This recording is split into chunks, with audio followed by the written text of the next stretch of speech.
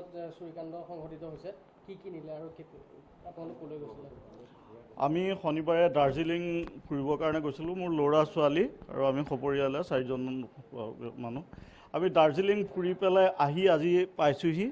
আজি এই গোটেই ঘৰৰ সন্মুখৰ দৰ্জাৰ গডৰেজ লকো ভাঙিছে, পিছ ছাইডৰো গডৰেজ লকবিলাক চব চাবুল দি এৰুৱাইছে আৰু এৰুৱাই গডৰেজ ভাঙি সোণৰ গহনা কিছু লৈ গৈছে। কিন্তু এটা কথা ক'ব লাগিব, তেওঁলোকৰ মোৰ লক্ষ্য সোণৰ গহনা আৰু টকা পইচাই লাগিছে আমাৰ মেইন। কাৰণ মোৰ দুটাকৈ দামী লেপটপ আছে, সেই লেপটপ দুটা তেওঁলোকে উলিয়াই চাইছে কিন্তু লেপটপ চুৰি কৰা নাই।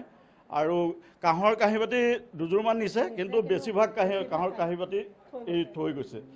আৰু তেওঁলোকে বাহিৰৰ লাইট বাল্বটো খুলি লাইট যিটো জ্বলি আছে আৰু ভিতৰৰ পৰা বিচনাৰ গাদী উলিয়াই লৈ গৈ বাহিৰত তেওঁলোকে চোতালত শুই আৰু ফ্ৰিজৰ পৰা পানী বটল উলিয়াই দি তেওঁলোকে তাত খাই থৈ গৈছে।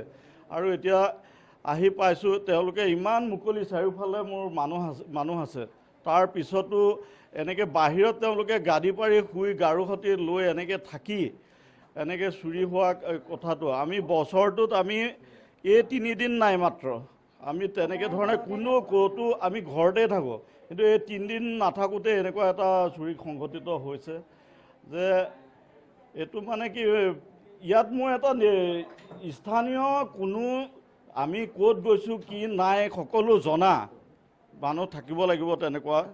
আৰু দূৰৰ পৰা কোন ক'ত গৈছে পটককৈ গম নাপায়। মোৰ থলুৱা মানুহৰ লিংক থাকিব লাগিব এইটো চুৰি কাৰ্যত, মোৰ তেনেদৰে সন্দেহ হয়।